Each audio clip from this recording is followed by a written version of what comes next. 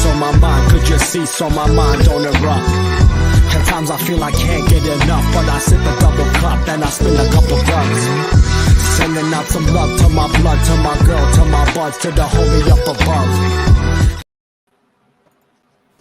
That's right, folks. In America is where the whole premise of coming to America comes from. And that's why we at the MCU'S Bleeding Edge YouTube channel and podcast. That's why, right, folks, this is my new feminized true knowledge self. Andre's the pop culture guy, and I have not found a title for myself when I wear my new hair in the time cop dimension yet. But we're here to do Coming to America from 1988, starring Eddie Murphy. Classic, right, Andres? I started in the description, I started to call it an 80s classic comedy, but it's an all-time classic comedy, without question. Yeah. I can tell Andres is very put off by my new feminine side. He doesn't know how to handle it, folks. I'm telling you right now, Andres, our LGBT plus supporters are not going to like your attitude, your disposition towards me right now, as I'm transitioning. Coming to America forced me to transition, baby. How? That's just really bizarre. I can hear the echo from you. I got it. You know what, folks? That's my new feminine voice echoes. That Coming to America also did that for me. Yeah. Oh my god. No, folks. I think this man had this idea that he was trying to connect to Coming to America, but that's not really makes a lot of sense to you think about it. So, but anyway, I'm very proud of him. Go whatever you do, buddy. Purple's my favorite color. Purple's my favorite color, man. Hey, it looks good. Hey, that's what I thought. No, most definitely. So no, folks, we got Cyberneticshark coming on here. My co-host, veteran content creator, just like Andre's a pop culture guy, who is, of course, my special guest host on the MCU'S Bleeding Edge Report on Mondays. Where this week coming up? What this Monday? What is it? Andres, episode 4. Episode 4. Is it the second? This is the second. Second. The second. It's the 2nd of October. Oh, I know what you're talking. No. Yes. It's 2nd of October, Monday. 10 p.m. Eastern. Yep. 7 p.m. Pacific. We're doing Daryl Dixon episode 4, and we're doing episode 5 of Loki. Review, rewatch. That's gonna be awesome. I can't wait for that, man. That's gonna be fun. Oh, I know. Oh man, I get to watch that tomorrow. That's awesome. I get to watch episode 4 of Dixon, and I get to watch Loki. Man, you can't, Andres, you can't go wrong, bro. Coming to America, and then that, and Chucky. Hey, very soon. There you go, folks. Hey, Chucky's on Wednesday, so yeah, I'm very excited for that. So yeah. Hey, see us on Monday, folks. Okay, we need people to come. That's right. That's right. I'll be don't worry, Andres. I'll make sure I try to do some advertising before our live for Monday. But folks, like I said, Cyberneticshark's coming on. We've got Williams from Geek Gauntlet Podcast back from like the shadow dimension. He hasn't been on in like 6 months. He's been so busy with the Geek Gauntlet Podcast. He's live right now. If you want to switch over and say hello to him, he's over in the Geek Gauntlet Podcast live right now on Twitch. He's going to be on at 11 o'clock with us to do the second half of the film. But we're here to live stream review Coming to America. And we appreciate all the support we get from everybody out there, that subscribes to us, that gives us the likes, that keeps us going. And besides that, Andres, do you have any last words before we jam into this bitch? Tomorrow, I need to talk to my mom. We need to get McDowells. It made me so. You gotta get some McDowells? Yeah, McDonald's. Yeah. That's right. You gotta get some McDowells. Yeah, and plus, when we talking about the film, I never realized this. Like, I seen the film, but I didn't realize there was a gag that they did that I didn't realize they were doing. But we'll get to that. Did you know that Eddie Murphy wrote the story? No. This is the first time I noticed that. That's very intriguing. I didn't know that either. I saw it in the opening credits. I love the music. Yeah. Right? Oh my God. The guy that does the score, I believe his name is I have it right here. The guy that does the score is I believe his name is Smile Rogers? Yeah. Or something like that. Yeah, he did a great job. The African music is great, and I love how you can hear the elephants and the tigers and the giraffes and shit and everything and whatnot right from jump, like right when you come in and zoom in on the castle, right? Yeah. And just from right there, like, and just to give you an idea, Andres, how I did my outline. The way I did it is I did it in like into four, and I broke it into 4 categories, and then I subcategorized into each one, and I lettered them A, B, C, E. And that's how I do. Just so you know, we were talking shop before the show, folks, a little bit about like, how long the review should be and whatnot, and everything. And Andres wanted to live stream for like 5 hours, to do the Coming to America review, because I think he wants to take he wants to set a new record for the Bleeding Edge. You know that the record is like almost as I did 6 hours that one time. I did like 2 different shows. I told you about that shit. Yeah, did tell me. That shit was dope as fuck. What was the longest one we ever did was what, 3.5 hours? Yeah, it was I think with Kendra. Yeah, that was our Secret Invasion finale. Well, no, that was in the Bleeding Edge report. No, that was that one time that Kendra came in surprise. I brought her on a surprise. No, you and I went for 3.5 hours. No way. Hold on, let me check. Oh, see, folks. Just because he's in the time cop dimension, he thinks that he's like fucking He Who Remains or some shit or whatever. And like, I don't know time. I like, just because I'm did it sometimes, or whatever, and whatnot, and I drink too much here and there on shows. I don't keep track of time or whatever. Or all this shit. Yeah, this shit I have to take from Andres, the pop culture guy. So right now I'm looking at 2 hours. From episode 4, then episode 5. So I don't see any 3 hours for our show. Bleeding Edge report. We did like a Dead City review, right? And then we had Kendra came on and did a segment with us, and we talked about Secret Invasion for like an hour and a half with her, and we went for like 3+ hours, didn't we? No, it was 2 hours and 46 seconds, and yeah, I have it here. So. I could have sworn that we did 3 hours of something. No, it was in our. It was just in the Secret Invasion panels. If you check out our weekly TV discussion, folks, on the MCU Bleeding Edge, it was at the season finale that we went actually 3 hours with Kendra and John as well from Louis. Oh yeah, with Gerald stopped in and whatnot and everything. Yeah. Yeah. So shout out to Gerald Glassford, and shout out to Kendra, and shout out to John from Mad Trivia Podcast. Right, all good people. So you're gonna say what you want, Andres, and we'll save this for another day. But like, that was even if Secret Invasion wasn't that good, it was fun to review with good people, right? So but Coming to America now. Yeah. Eddie Murphy wrote it with Dave Sheffield and Barry W. Blaustein. The director was John Landis. It stars Eddie Murphy. It stars Paul Bates. It stars Scarcella Beauvoir.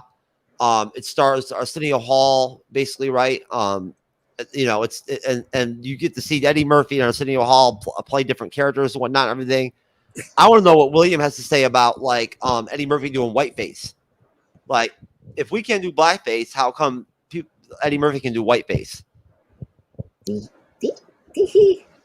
mean. He plays one of the white dude in the barber shop. Doesn't that him, or is that Arsenio Hall? No, that's Arsenio Hall. Like, if you watch the end credits towards the end of the movie, they tell you which one of those are. I've seen it before. I'm just messing with you. I'm joking, but no. So the intro basically, we come right in and whatnot, and everything, and essentially, Andres, right off the bat, we see basically Prince Hakim's manservant come in and whatnot to wake him up and everything, and the orchestra starts to play and everything and whatnot just to wake him up, and there's the whole procession, right? Where there has to be rose petals dropped everywhere he walks and all this shit and whatnot, everything, right? And the funny, and you know what I'm talking about. I don't need to go over it, the whole thing, and describe it. But I love it how they dress him and everything and whatnot. And when he actually says to Oha or whatever, it is my birthday. Can I wipe my own ass today, or whatever, whatnot? The guy's like, you must be joking, Prince or whatever, whatnot, right? And he's like, clap, clap, wipers, and all that Yeah. shit, dude. It's hilarious, man. I love it. That it's so funny, dude. My favorite part was the bath scene when the lady just Oh, came up and they oh, say, the royal penis is clean, yeah. Oh my god, that was so funny. and he That just like was chunks it off. He just like sighs. yeah. Like just like there's a noble routine. I love it when Routine. the father like says to him like, "I hope you have sex with your bathmaids." Like, motherfucker, of course he's having sex with his bathmaids. Who wouldn't be having sex with their bathmaids in that situation? Are you fucking kidding me? Oh my god. I'd be having sex with them. Yeah. It's fun. Oh my god. James Earl Jones, great actor. I mean, everyone should know he's the voice of Darth Vader and the voice of was it Mufasa in The Lion King. You know, it's great to see him in live action and in a very comedic role, which is funny. No, so Andres, the intro though, like just that intro and everything and whatnot. Before you get to you actually get to the breakfast with the parents, Yeah, right? yeah. Like, what do you think on that whole, like, how it all starts like that and whatnot? It zooms in with the opening credits, right? Yeah, We get that really good African music or whatever, whatnot, that's like really upbeat and everything and whatnot, right? And then we get the whole unfolding of how the prince's day starts. And I just mean, when you look, take into consideration that Eddie Murphy wrote this story, and what I really enjoy about this film is the really interesting juxtaposition that like the story has for an 80s comedy, you know what I'm saying, and whatnot. It really has a really good story and everything. It really it's well done. yeah, yeah. It's not just funny, you know what I mean? Whatnot, like it's actually pretty profound. Now that I'm older watching it, last time I watched this was probably when I was a kid, like 12 years old or 13 years old. Hmm. It's been that Great long. movie. So what do you think? Like, what's your take on that whole intro? Yeah, yeah. Well, I mean, the intro is really good. I mean, it's just you're right, and it kind of right in the mood of the film.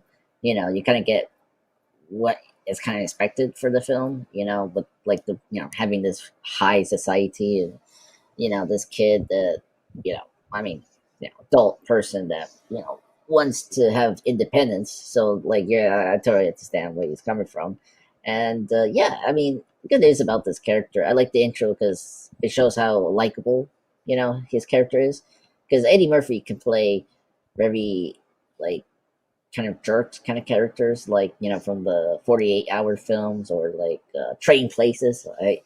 Like that type of kind of character. But he can play like a very good sincere person. That's what you can see about this character. Everything is great because the gags, like the intro is great because it gives you the right amount of comedy. Like sometimes, like you get kind of worried about the movie in terms of comedies about how they land their jokes. Here, this movie just lands the jokes so well. I mean, the orchestra was funny. I mean, the servant was hilarious. The ladies just throwing the roses in the floor. It's just like, oh my god, so ridiculous. And just Eddie Murphy as an actor, he's great because I mean, this one was his last like major comedy success until like late in the '90s with Nutty Professor or Doctor Dolittle. Because this was like his last big rated R like comedy success before him transitioning into like the family PG and PG-13 films. So yeah, it was great to see this kind of like classic rated R comedies that we don't rarely see in theaters now. And so it was refreshing to see that. So the intro is really great, and I mean, if you haven't seen Train Places, or like Eddie Murphy's films or his stand up, like what you're getting from Eddie Murphy. He's one of the best comedies ever, comedians at that time. Oh yeah, without question. Trading Places is a great movie, and Cyber's on his way. He just messaged me and told me he'd be on. Okay. No, but Trading Places is a really good movie. You're right, and I'll definitely gonna make sure that I add that to the list. Oh yeah, you have to. Oh, it's actually good I mentioned that because there's a cameo of these two men. I don't know if you know because that actually connects to Trading Places. If you don't like, we'll get to that. It's two homeless people. Oh yeah. What And I know what you're talking about. I know what you're talking yeah, about. yeah, When they we get only the get apartment and everything and whatnot. Yeah. yeah, yeah, Um. So I love the clapping shit. Like I love it. I love the like motion and everything and whatnot and everything. Like it's really kind of fucking like a little bit too much almost. You know what I'm saying? But like it's funny. You know what I mean? And this is the 80s too, right? So this is like a different time period than like where we're at now. You probably couldn't make this movie now. Um. um, I Ooh. it's kind of intriguing. I think this is like the first major, because you have to remember this is like a rare thing, but like a major film with black cast, that's something you were not expecting during that time. And I think this like I actually was thinking about this, like when we go into the 90s, like the 90s is when we really got more like the black community content of films and TV like exploded. And in the 80s we were getting into that because of comedies like Richard Pryor and Eddie Murphy. This movie is like the first major like black African American cast. If you think about it, this was the Black Panther of the 80s for uh for this generation.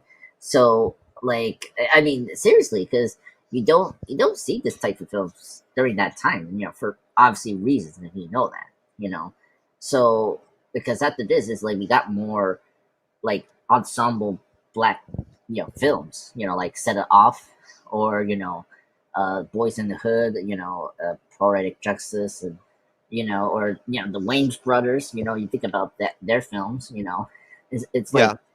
so like this was a like a big step up in terms Oh of yeah. film, and this is why it's popular because of that. Like Well, Eddie Murphy kind of like shaped comedy, like what I mean, like kind of like akin to like how like Magic and Bird kind of like brought the NBA back to life. You know what I mean? Whatnot, yes, right? Or like what I yeah, mean, yeah, before Jordan like came in and like closed it out and yeah, locked the NBA into like where it's at now. You know what I'm saying? Whatnot, which where it's so big and whatnot, and they make money and everything. All the teams make money now.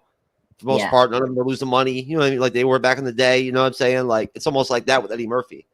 Like in the 80s and early 90s, he kind of like almost shaped like what was possible for like someone with his multiple talents as an actor in terms of yes, being able to do action and do comedy and be like have good timing with all of it and whatnot, right? Um, yeah, and have like sex appeal and like have like swagger. You know what I'm saying? Like it's like Will Smith. Has that same kind of like capabilities. If you think about it, he's also somebody that I'd say that probably shaped the game a little bit, right? You yeah. know? Oh, yeah. Like it's actually good you brought up Will Smith. Like, yeah, if we want to talk about a similar pattern, like Will kind of followed that a little bit. If you want to lean more like the comedy side, like comedians, like he helped like bring Didn't in we talk like, about Will Smith? Didn't we just when we were just talking about Will Smith the other night when we were talking about Fresh Prince? did we? I'm pretty Oh, sure. I I try to remember what was the conversation. I Maybe it used to was, watch. I watched Fresh Prince. I used to watch Blossom with my mom. yeah. I think we were talking about the 90s. That was the Yeah, I love the '90s, man. I'm telling you, that's maybe I'm gonna start. I'm scrapping my Sunday live streams. And I'm just gonna start, like I told you, like having a day off or like making reaction videos and shit like that, and whatnot, or working on the channel and whatnot, everything, and having some more time to myself. You know what I'm saying, whatnot, so I could go out and do things like go see Shine Down, like I yes, did last night, right? And Papa yeah. Roach. That shit was dope as fuck, man. Wait till I play some of that. I've got all so much fan cam, Andres, from all the concerts I've been to. I saw Godsmack. Man, I've seen some good ass fucking bands recently, man. Seriously. There's Dodger right there. What's up, Dodger? Yeah, see Dodger. And Dodger, Dodger. this guy's yawning and he's talking about wanting to live stream for 5 hours to review Coming to America. Now I remember. No, no, don't interrupt me, sir. I remember, folks. I say 3 hours. I thought maybe we should go 3 hours, not 5 hours. I So know. don't listen to this man, this true knowledge person who just claiming that we're gonna do 5 hours. It's like I say 3 hours in the text and in live, in well post live cam before we did this review. that we are currently doing right now. and Dodge agrees with me. So Dodger, thank What are you doing, buddy? What are you doing? Huh? What's going on? Anyways. Anyways, so okay, so the royal penis is clean, right? Is fucking is hilarious. And like seriously, can't go wrong with that shit. And what do you call it? Oh, there's Cyber. Oh yeah, Cyber. There he is. Hello. Hello. What's up, fellow Zamundan? It's Zamunda forever. You missed me when I had my wig on when you first came on. I had my wig on. Big. I wore a wig for my new alter egos. Yeah. What is it, crack ass Joe? So Cyber, what do you think of the intro of the film where after like where we start off with Prince Hakeem and like they play the orchestra and all that shit and whatnot with all the rose petals and all that shit and everything and whatnot and the wipers and all that shit, right? Up until the point where they insert the parents into there, where they have the discussion at breakfast and whatnot at the table that's like 20 feet apart from each other right before that. Yep. What do you think of that whole intro and whatnot, and the fact that like Eddie Murphy wrote the story for the film? Well, I mean, this film's a masterpiece. So I mean, every second of this movie is fantastic and fun. I mean, Eddie Murphy wrote it very well with the other guy he co-wrote it with, and he just brought a great like funny flavor to it because he took like something that we don't really see a lot of, and he took it to the extreme level where it's like having these pedals thrown for every step you take and being babed by royal bathers and waking up and being woken up by like a magic little person coming in and waking you up and stuff like that and stuff like that. But yeah, just like how he wakes up and he's like, yes, it's my birthday. Yeah, that grin on his face is just absolutely priceless. And leading up to basically to the table, I mean, it's pretty basic and simple. That whole sequence is just funny. I mean, him getting babed and getting his teeth brushed and his hair brushed and getting clothed, by all the servants and stuff like that. You're just kind of like, wow, that would be nice. But at the same time, you're kind of like, I think that would be a little awkward too at the same time. But I think it's comic gold because it's just so over exaggerated. And I think Eddie Murphy did a great job with it. Yeah. Speaking of the writers, these writers do come back to work on some of Murphy's films, like The Nutty Professor. I just checked, so that makes a lot of sense. This like it's interesting. This movie starts the trend that we see later in Murphy's career, him playing multiple characters. That was something he didn't do during the 80s. We were discussing this movie is like another big thing about this movie. It starts a trend in Eddie Murphy's comedy skit that he plays like multiple characters, just like Dr. Strangelove, like Peter Sellers. When we came on Cyber, we were talking about how Eddie Murphy kind of shaped comedy in the 80s, sort of like in a way, like probably right, like sort of the way, and then Will Smith kind of came on too, like afterwards, you know what I'm saying, whatnot, kind of like as far as what was possible for an actor like Eddie Murphy to have as many diverse skills as an actor, you know what I'm saying? It would not be funny and have swagger and be able to be like a romantic lead, do action and do like, cop, comedy, dramedy type shit. This story is actually really well written. Like this is the first time I've watched this since I was a little kid, like probably 12, 13 years old. And like, the story is actually really well, the juxtaposition of it, of the story is really good. The whole reflective aspect of it, whatnot, between the two different families and the dichotomy of whatnot, of how things like sort of mirror each other, but like in different ways, or almost in some sense. What do you think about that? That like Eddie Murphy kind of shaped what was. You get where I'm going with that? Well, believe me, he became a big star prior to this. His role on SNL is really what catapulted him onto the scene because it was 85 when he did Eddie Murphy Raw. And that's really what catapulted him and made him, a household name. And Eddie Murphy Raw was something new of its time. He was, transitioning into something that hadn't been seen. Kind of like Richard Pryor in the 70s, kind of like, other big comics that, of, African American descent would, that weren't very popular at the time were, getting roles that were more prominent. And even though they've had presence throughout movies all these years, they really weren't leading men, like you were kind of saying. But at the same time, SNL really was the driving force for him becoming a lead, because he was so many of the skits. He was the main character. He was the main lead. So SNL really is kind of what made Eddie Murphy big and allowed him to be able to do Eddie Murphy Raw, to be able to do the other stand-up he did in the 80s. So he was already kind of a household name by the time this came out in 88. But at that time, he had already accrued several films at that time in the early 80s that allowed him to have the money to be able to do what he did with this film, to be able to write it, to be able to produce it, to be able to create his own studio.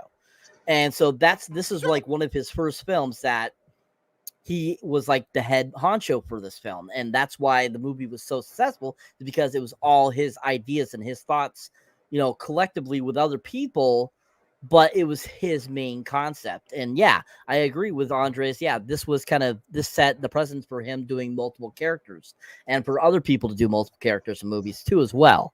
But yeah, at the same time, I would say that Eddie Murphy was already a big commodity by this point. He was already a leading man because he was in Beverly Hills Cop 1 by this time. He was in Beverly Hills Cop 2 by around this time too, as well. And he had done 48 Hours before this too, as well. That one was 82. So, I mean, he was already kind of a leading man by the time he did this. So I wouldn't say this led him into that catapult. He was already in that catapult. This movie just helped further that catapult that he had already started back in the early 80s. Okay. Yeah. Go ahead, Andres. Go ahead. Yeah, I agree with Cyber what you say. Like, I forgot, like, I brought up Trading Places. Like, 40 Hours was his first big break into big screen. There he was like a co-star with, Dan Aykroyd, another Saturday Night Live alumni. And then the year after that, he did Trading Places.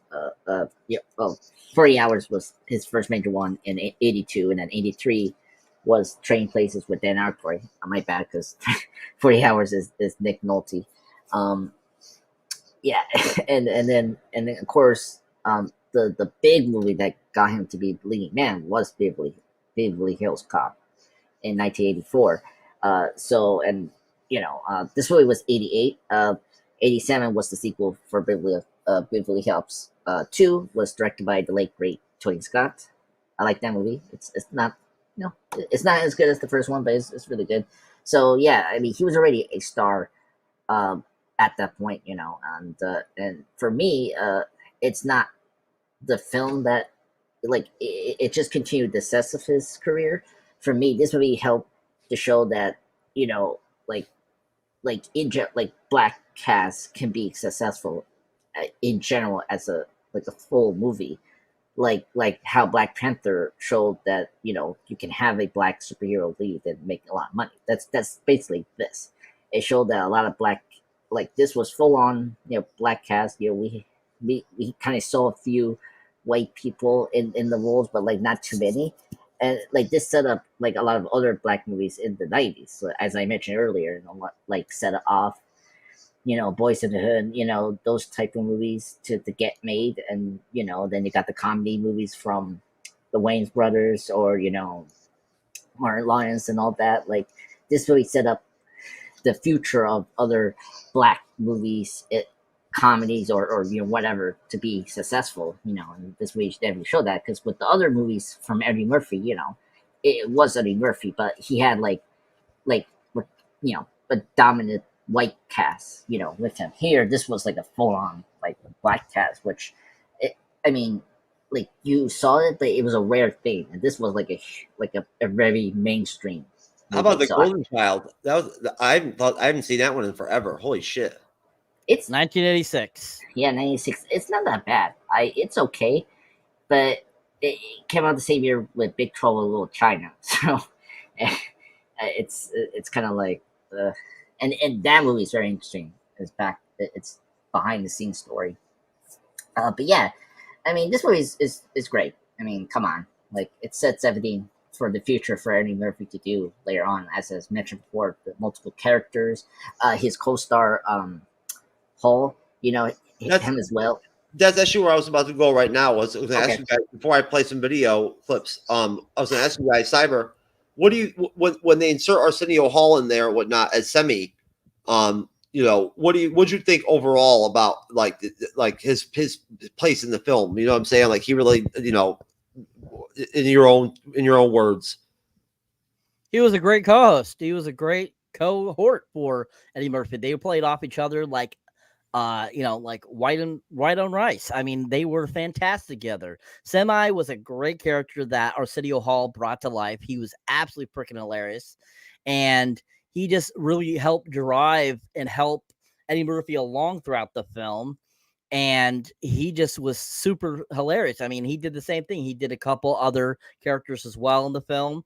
He was a great comic in his own right as well around this time. I mean, this was shortly around the time he started getting his talk show, and he just was freaking hilarious. I always loved Arsenio Hall. So when they had those two together, the great comic in their own rights just worked and played and meshed really well together. I mean, there's some great one-liners, especially the scene where they're fighting in in that gym room that they're in, and they're having their conversation and they're like trying to kick each other's butt, and like Semi keeps like messing with Eddie Murphy, Akeem, and he ends up taking Semi down after having that conversation.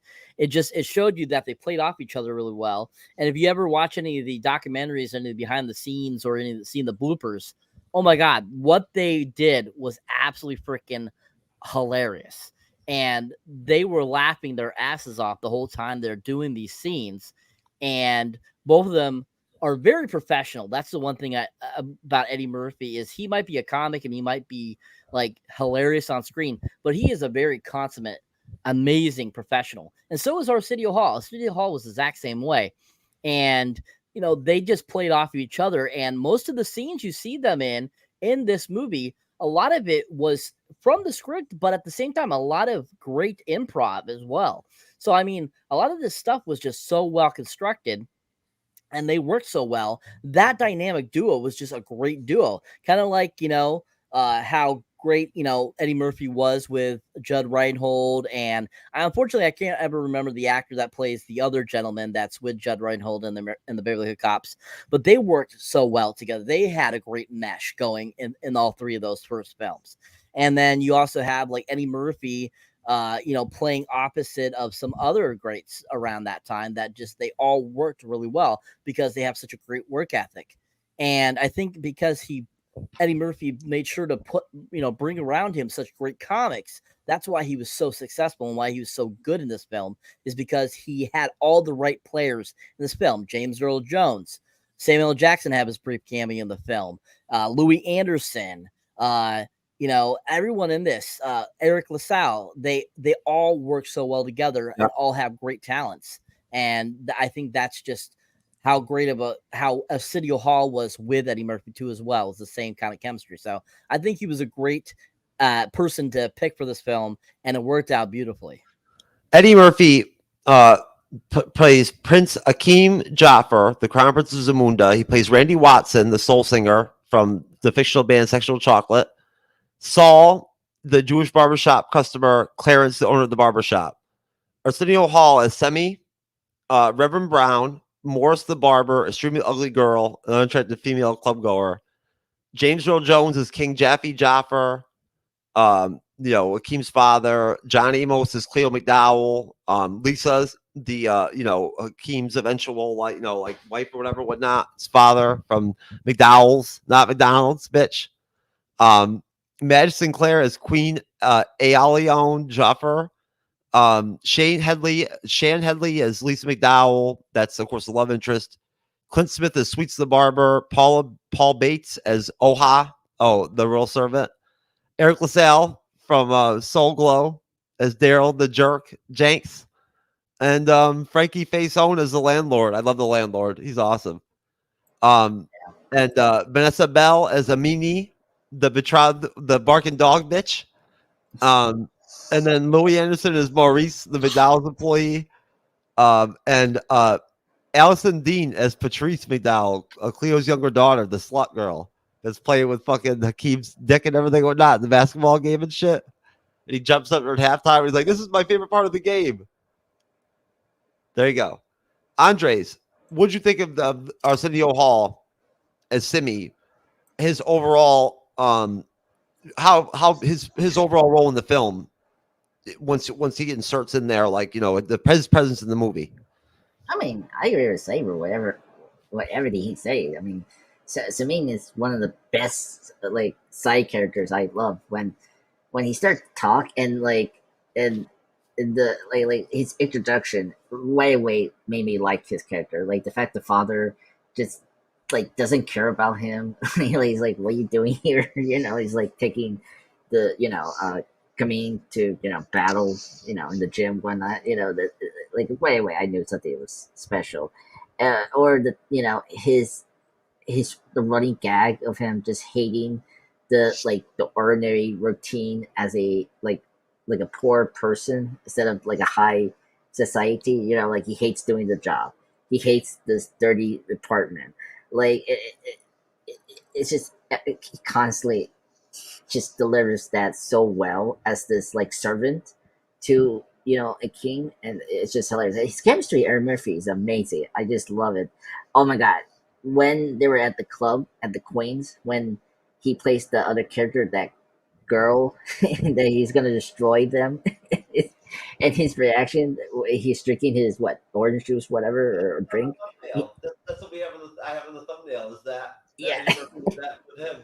Yeah, and then he spits it out. Oh my god, that was hilarious. So yeah, Simi is one of the best characters in this movie. I love him.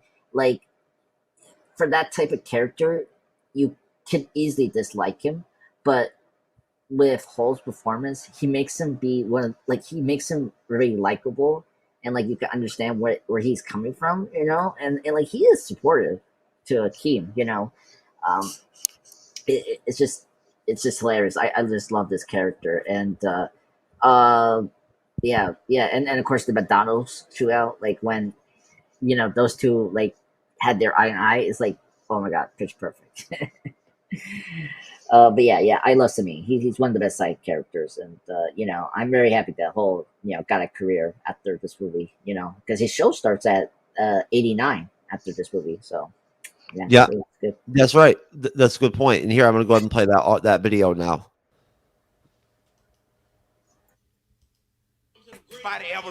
Oh, come on, man. What about Joe Louis? The Brown Bomber. Now that was a great boxer. You damn right. I suppose nobody in here ever heard of Cassius Clay. We got a point. Cassius Clay was a bad motherfucker. Hey, I ain't saying Clay ain't bad. I'm just saying I stopped liking Cassius Clay once you changed the name to Muhammad Ali. What kind of shit is that? Wait a second. A man has the right to change his name to whatever he wants to change it to. And if a man wants to be called Muhammad Ali, God damn it, this is a free country. You should respect his wishes and call the man Muhammad Ali. His mama named him Clay. I'm gonna call him Clay. Mm-hmm. That's right. I say Clay. Get out of here. That's right. He gonna always be Clay to me. I don't give a fuck what change name to. Cuba Gooding's Jr. Clay to me. I say Clay. Well, then you're a putz. The three of you. 3 putzes. You should change the name outside from Mighty Sharp to the 3 putzes. You must be out of your goddamn mind. Joe Louis, the greatest boxer ever lived. Hold on, folks. Just for copyright, issues and respect and whatnot with YouTube and whatnot, and then we have to opine and stop the pause this real quick and whatnot, or we're gonna be demonetized and have to deal with a bunch of bullshit. So, Cyberneticshark, I randomly just pulled up the first clip I had. I have a couple different ones, but let me switch over the audio really quick so we're not echoing. I apologize for that, folks. But Cyber, what do you think of the whole barbershop deal? Like, I mean, it's as a theme, as sort of like one of the themes of the story. You know, what's your take on it? I just showed. I believe it really showed just how great of a talent Eddie Murphy was, and playing, you know, another character besides playing, you know, Akeem at the same time in those sequences when they went to the barbershop. And I think that they all just worked off so well together there too. And Arsenio Hall as the other character, them just playing off each other again, just like as Akeem and as Semi just works so well. And that whole dynamic is absolutely hilarious because they come up with some of the greatest lines in those sequences, because they like just some of the things they talk about are so, it was like so common for that time. You know, if you were to go to a barbershop at that time, you know, a lot of the barbers would talk about that kind of stuff, their city and all that kind of stuff. And just, you know, them talking about Muhammad Ali in that sequence was just super funny. Him changing his name, as if you were to compare it to how they do the barbershop scene in Coming to America 2. It's the same funny thing. They play off so well and use great comedy there of things that are considered kind of taboo. And it's absolutely so well done, so well written. And I just absolutely love those characters. I think they're great. The one gentleman there that wasn't Arsenio Hall and Eddie Murphy, he actually is a longtime good friend of Eddie Murphy. And they've actually have kept in touch since they made this movie. And they like regularly talk to each other every day over the last 30 years, almost 40 years. And that's one of the reasons why he came back for the sequel, is because him and Eddie Murphy have become really good friends. If I remember correctly, he actually is a childhood friend of Eddie Murphy that he grew up with in where he lived. So they're kind of around the same age. I believe he was a couple years younger, but they were best friends pretty much their whole entire life. So I think that it's fun that, you know, he had this childhood friend that he had be a part of one of his first, you know, movies as kind of the producer, as the main man, as the thing. And I think that shows really great credit to Eddie Murphy and just the kind of person he really is, and that he's, you know, pretty level-headed, and he's one of the few, you know, people of the 80s, I should say, big stars of the 80s, that wasn't out partying. You know, he was at the parties, but he wasn't partying like all of them, doing coke and doing all the drugs and drinking and stuff like that. He was a responsible person. He was actually kind of like the designated driver. And I think that's what also makes his movie so good, is because he was such a professional. That's why this movie was so groundbreaking and so good at the time. It's not just because of his acting, but it's just because of his whole persona and who he was and who he is. So I think that also is a testament to that time. And another reason why the sequence with the barbershop is so amazing too. It's just really great writing. Andres, the same question to you on the barbershop. Just a quick take on this and whatnot, and then we'll get it out of the way so that when we move into that part of the movie, we don't have to even discuss it. Go ahead. What is your take on the barbershop influence on like the film? Oh, I mean, they're great. They're funny. See, my favorite part of the barbershop is when they talk about Martin Luther King. Like, apparently he met Martin Luther King. Well, here, I'll play it right now. Hold on. I'll just go ahead and play it. Thank you, because that's my favorite part. But yeah, I mean, these scenes definitely influence like Murphy to take on something different for his comedy. You know, like you know, he did play characters in Saturday Night Live, but he never did it in some of his films. Like, it was always like one character he played in the films or something like that. I think Trading Places, he tried to attempt to do like another character, you know, in the train scene with Dan Aykroyd, where he had to be a black man, Dan Aykroyd, which was funny, but very like not well to do today. But yeah, the barbershop is amazing. I mean, like, we saw Cuba Jr. in that scene early in his role. But yeah, it's very funny. It just tells you right away what kind of movie you're gonna see, and the sense of humor you get from Eddie Murphy. You know, it's right here. Like if you don't like it, then too bad. That's the type of comedy you're gonna get from Eddie Murphy. So, but yeah, I agree with Cyber. I mean, Eddie Murphy's always been professional. I mean, that's why he's still working today. Like, unlike some of his peers, you know, like, he still like has a awesome career. Like, think about it. Like, he has these movies, you know, he has Shrek, he has the Nutty Professor, he has Dr. Doodle, he has Dreamgirls, you know, his first like series Oscar nomination. Diamond, Diamond, My Name, you know, the next movie that a lot of people talked about, that was like a great film that should have been nominated like for his best actor role. Um, yeah, it just the list goes on. Like he's just still constantly working as a comedy because you know, remember a few of the Saturday Night Live actors did die this during this decade, like Joe Pesci, not Joe Pesci, Joe Belushi, you know, yeah, John Belushi. John Belushi. Thank you. Thank you, Cyber. I was like, okay, it should be Joe or John. That's from the original cast. Yeah. Well, yeah, you know, the best of SNL back when they had Chevy Chase and right, Bill Murray. Bill Murray was in the Bill Murray. Yeah, they had Bill Murray. Yeah, and Yeah. in the 80s they brought in Eddie Murphy. Yeah, he did Gumby. I'm Gumby, damn it. Yeah, I love John Belushi as the fucking the fish owner shop. What was it? What was the hamburger manager or whatever? See, I'm thinking more of the samurai role he does. The samurai. That's what it was. Yeah, all right, that one is famous. Here's the rest of that video.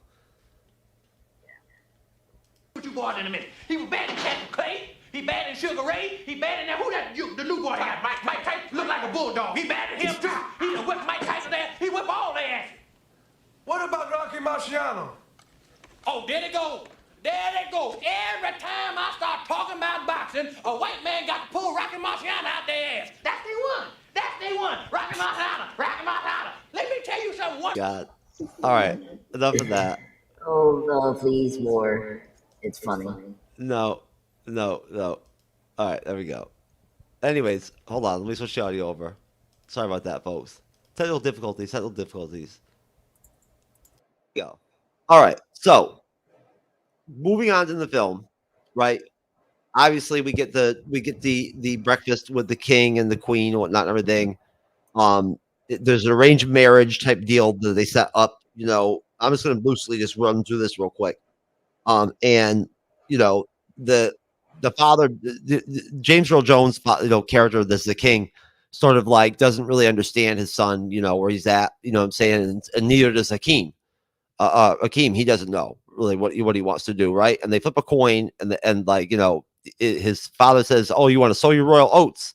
You have 40 days, you know, or you can marry the barking dog chick," right? Who was hilarious, utterly fucking hilarious. Like seriously, like the king walks in there and he's like, "Oh, I see you two are getting along well," or whatever, right? Because she's barking and shit, whatnot, everything. That is utterly fucking hilarious.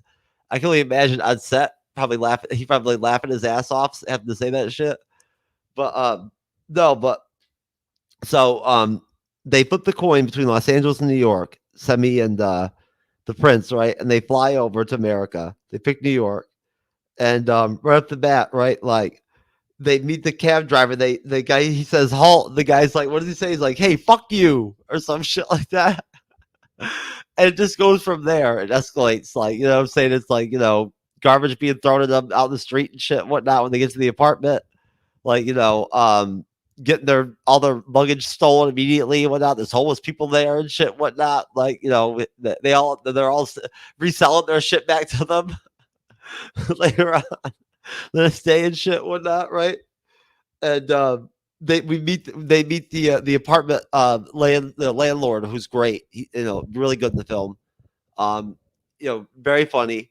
Really adds to the humor and everything and whatnot, with the whole like explaining the situation with the apartment, the blind man that used to live in it, or whatever, and everything. Either way, you know, basically they trade in their shit and they get, like, you know, those stupid outfits they're wearing, like the New York gear and everything, whatnot. And from there, of course, we had the marriage ceremony in Zamunda. He is betrothed, of course. Let me just say real quick that, you know, Prince Hakeem is betrothed to get married. It's obviously a key component of the story. At that point, when they get to New York and whatnot, they get to Queens, of course, where they go to. It's part of the humor and whatnot, and everything, right?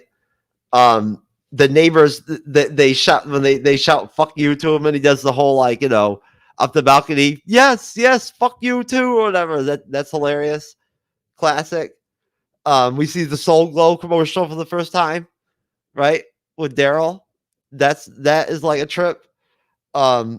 And like they land their first job at at McDowells, and then we get the whole like the dating like deal or whatever whatnot, where they go out, they try to date, and some of the classic quotes I think were basically like, "I worship the devil" is the one chick right from the jump, right, Cyber? I worship the devil. That shit is hilarious. Then there's the chick that says, "I'm into the group thing" or whatever. There's that chick. Then there's the one chick that's like, "I need a man to put some work in, get me off," or whatever, right? Put overtime in to get me off.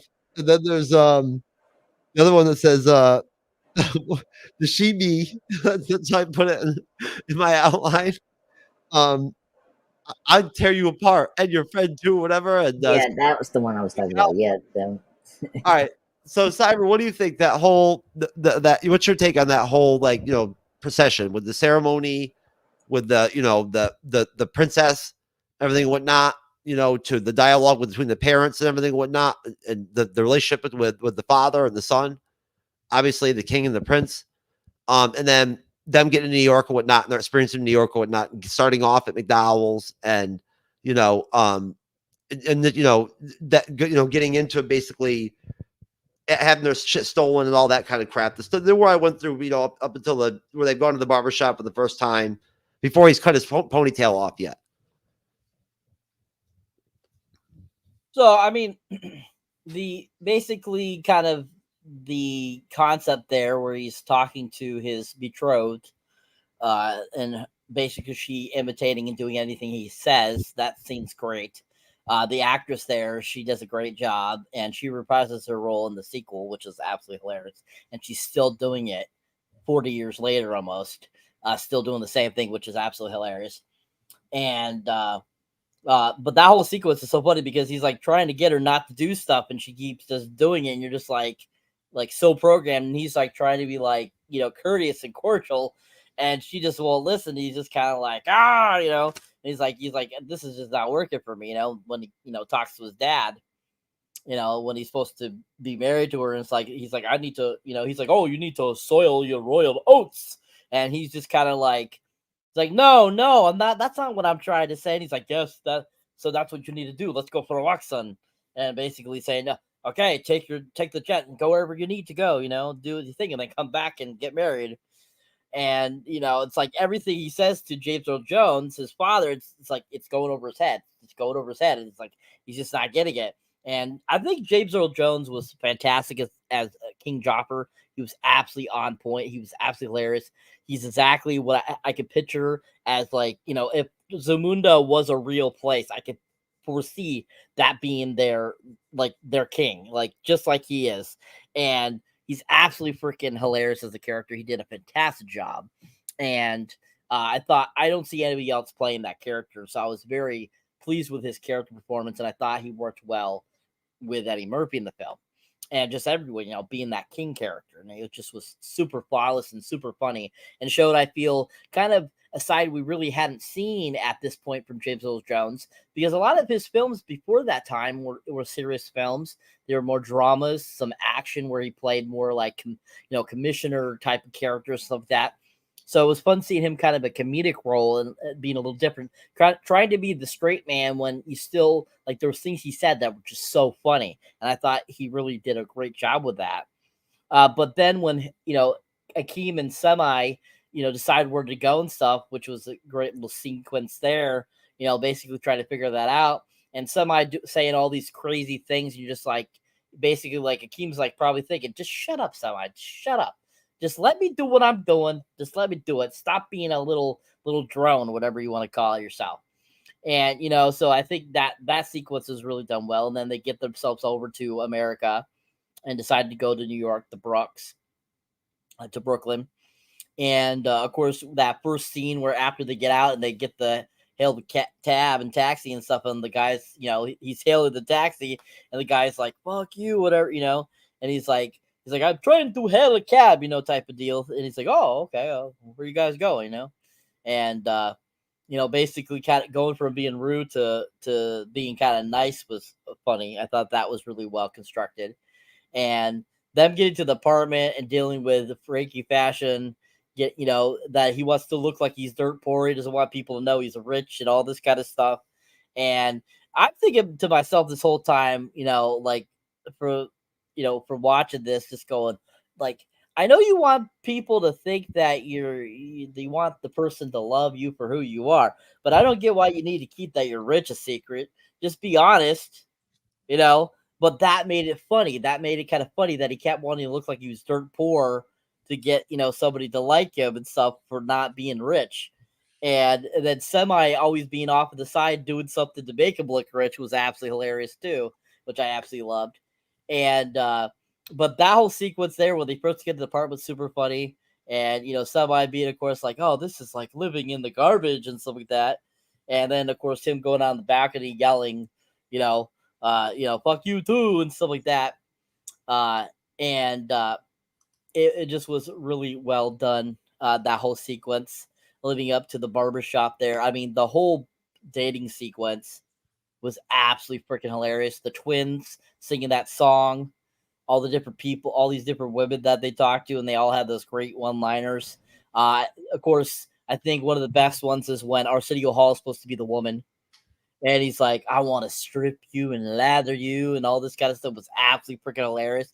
And just Arsenio showing him as in the dress and the drag, and then going back to him and his expressions was absolutely freaking hilarious, because you're just like, you're making that face at yourself, bro. So you're just kind of thinking to yourself, like, this is absolutely hilarious. And then just them kind of like all the people that they kind of talk with was just, they all worked and were hilarious. I've got it. I'm going to play it right now. Hold on. People. All right, here we go.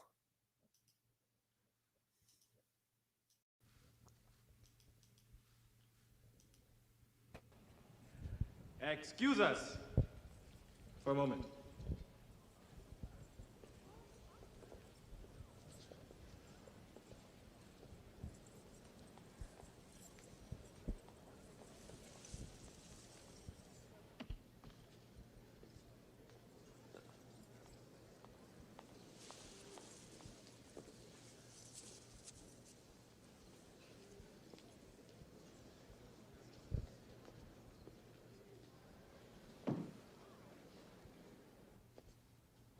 So, am I not all you dreamed I would be? hop on one leg. Make a noise like an orangutan.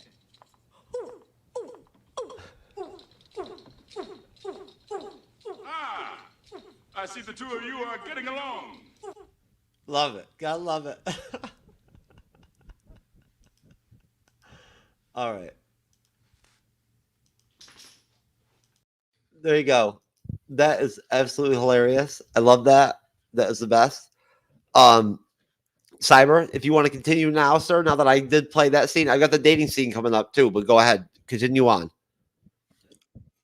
I was pretty much done. I mean, other than that, like leading up to where you are at the barbershop, it's just it was all of that sequence was really well done, made the film flow. It was really funny, really enjoyable, and overall just showed how amazing this movie is, and just how much comedy and so much great comedy is packed into this film, and just made it super enjoyable with so many great sequences and just little bits and pieces there. Because I think what's funny too is the fact that the two gals, the twins that were in that sequence, actually show back up in Coming to America too, as well. There's a lot of people that returned from this that had little parts in this film for the second one. So I think that it's there's so many great things about this film that just stand out, that are just so much fun and so hilarious. And I mean, them getting their first job at McDowells is absolutely hilarious. John Amos comes in. He's fantastic. Absolutely love him. He was fantastic, in the 70s and 80s. He is just a really great comedic actor himself, and him playing the father of Akeem's love interest in the film is actually on point, and he's just super funny, especially with the whole McDowells thing being almost like being an exact imitation of McDonald's, but they have, all just little slight tweaks to everything that McDonald's is, the, things that they do there. And then Louis Anderson being a part of his crew and stuff like that is absolutely hilarious. And I just think that's a great and funny kind of ploy to bring in McDonald's without actually using their name, so that you can get away without having to pay McDonald's to be in your movie. So I think that was really clever and gimmicky for this film too, as well, that they, did that and had fun, like with, McDonald's trying to sue me all the time and stuff like that was absolutely hilarious too. So great sequences all together. Great acting, great comedy, all around just really fun leading up to that point. Okay, Andres. Same question, sir. Well, Cyber brought up the McDowell thing. Like, see, what was it? When I was growing up, I seen the film a couple times, and I didn't notice this. I thought they were actually working it in McDonald's. I thought that, John Ames' character was like a manager of a McDonald's shop. I didn't realize that was his own business, and like he was stealing from McDonald's. Like you see later towards the end of the movie, when he gets a visit with the king in his restaurant, and like briefly he's reading this packet that's from the actual restaurant, McDonald's. Like he's just looking at the details of like what they do, and then when his employee comes in and he just drops it because he didn't want no one to find out that he's actually stealing from McDonald's. Like he's stealing from them completely, which is funny. I never realized that was like his own business, and poor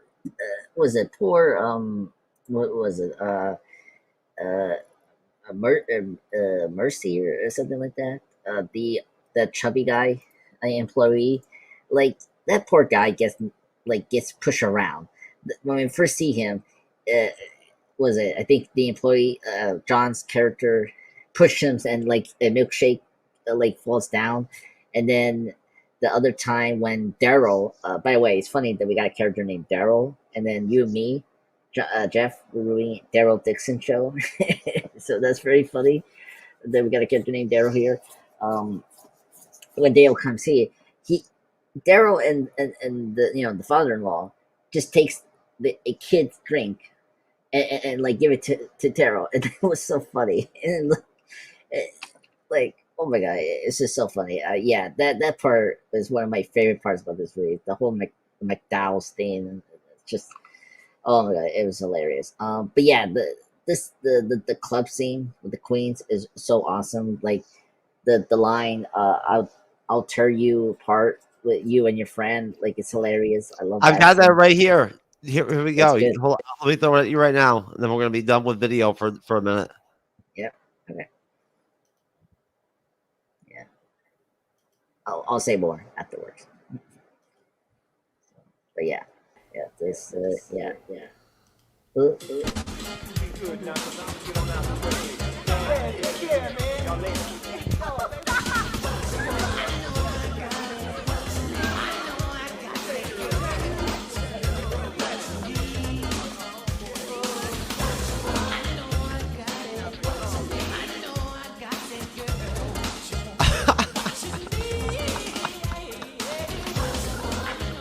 I've got a secret.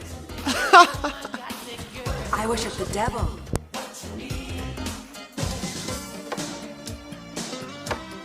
See, that's the problem. I can't find a man that can satisfy me. Now, some guys go hour and a half. That's it. A man's got to put in overtime for me to get off. I'm not interested in a man unless he drives a BMW. Yeah, well, baby, I'm almost single. My husband's on death row. This is the first date Teresa and I have been on since the doctor separated us. I'm into the group thing. I was Joan of Arc in my former life. What the fuck, man? That one is too much. My name is Peaches, and I'm the best. All the DJs want to feel my breath.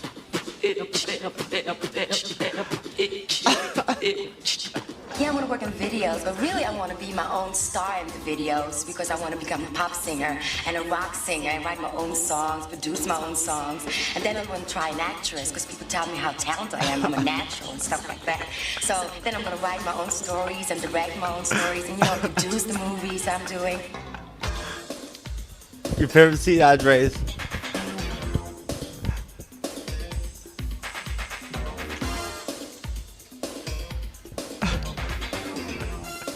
I hope you don't mind me coming over and sitting down. But I've been watching you all evening. And I want to tear you apart. And your friend, too.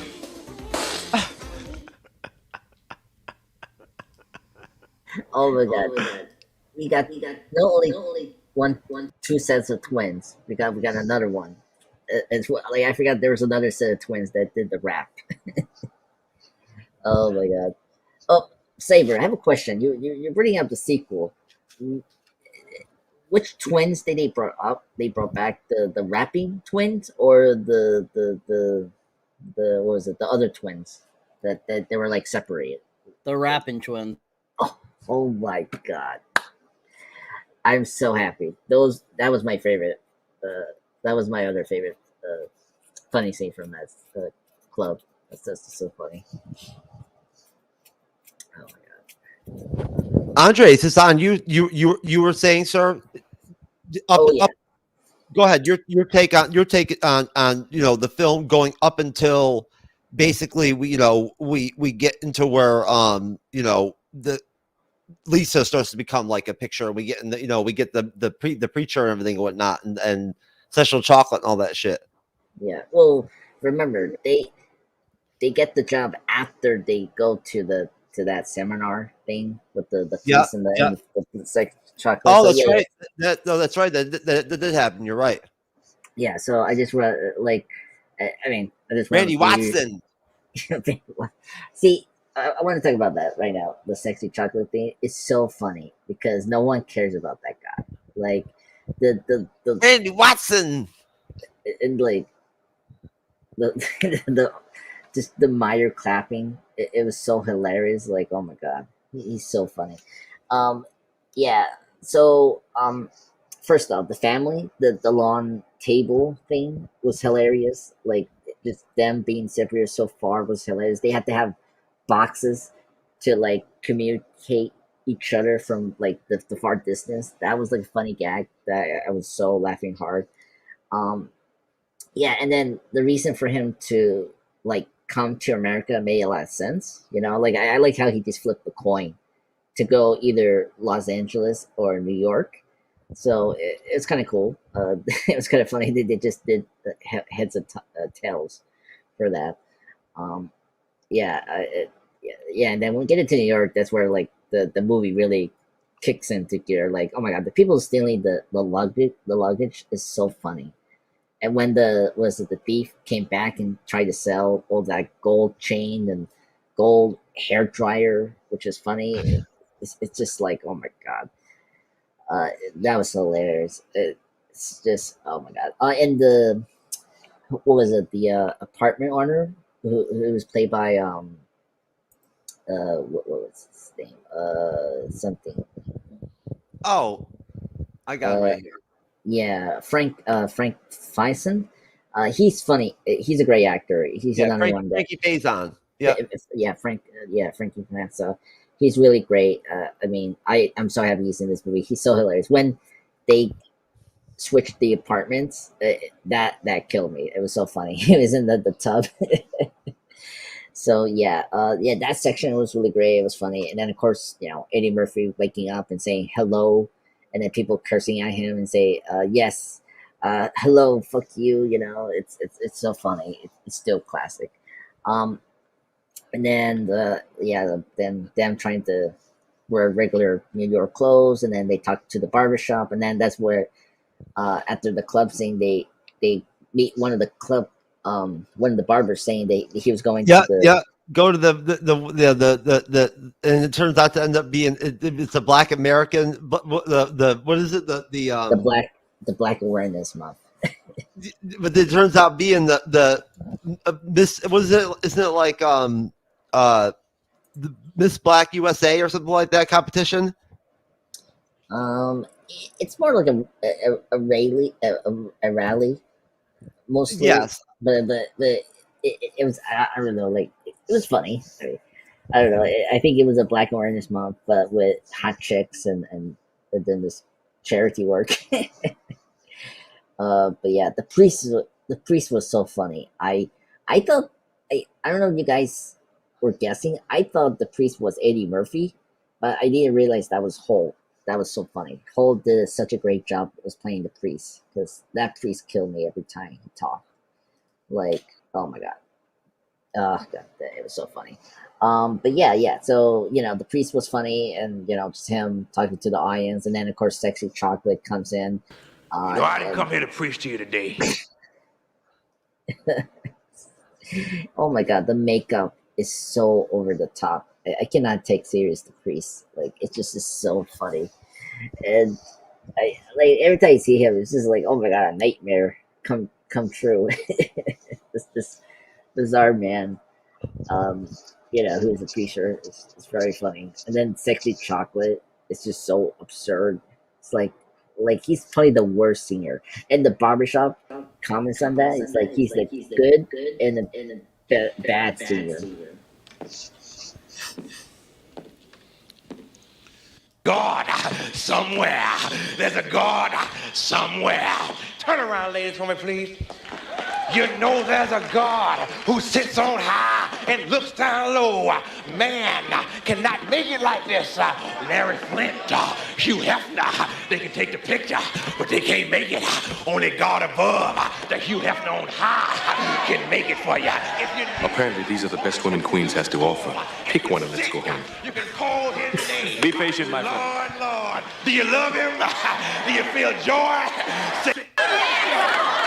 Don't be ashamed to call his name. Yes, Lord.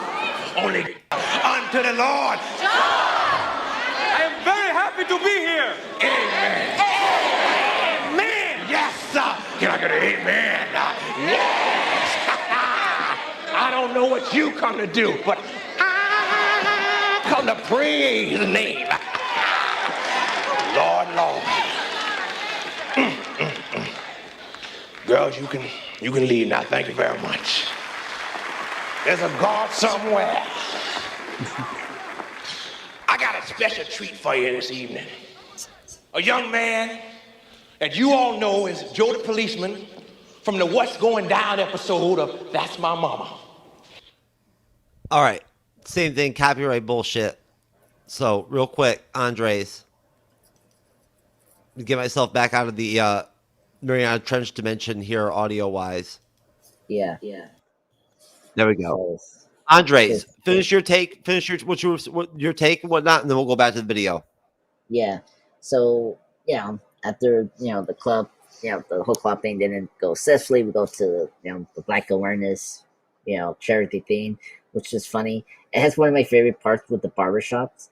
When everyone was passing the money, the one barbershop put like a chicken bone or something, like a bone in the money pit, and it was so funny. And then the friend is like, no, eat the money, and like he thought it was garbage.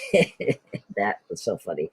So yeah, this whole section is really funny. It's so many classic scenes, lines that you hear from your friends or loved ones if they seen this film. So like this half section was really funny, and it's one of my favorite parts of this film. So I'm excited to get into the other video with Sexy Chocolate. That's all, folks. All right. Okay. One moment. Oh my God. I want you to put your hands together and welcome him to the stage. Big round of applause for Jackson Heights' own Mr. Randy Watson. Yes, Randy Watson. That boy is good. Mm-hmm. Good and terrible. And Reverend Brown. We here for the Reverend. This man's been my Reverend since I was a little boy, and I love him dearly. You're a very special man. Reverend Brown. Reverend Brown. It feels so lovely to be here tonight. What a beautiful audience. Give yourselves a round of applause. You're so lovely. Everyone's so lovely. And while you're in the clapping mood, I'd like to give a big round of applause to my band, Sexual Chocolate. Sexual Chocolate. They play so fine, don't you agree? I believe the children are our future. Thank you. Teach them well and let them lead the way. Show them all the beauty they possess inside. Give them a sense of pride. Make it easier. Some of the good stuff, right? Coming up. Want a Coke? Join the show? Enjoy, young man. I decided long ago never to walk in anyone's shadow. If I fail, if I succeed, you can't take away my dignity. Because the greatest love of all inside of me. Yeah. Sexy chocolate.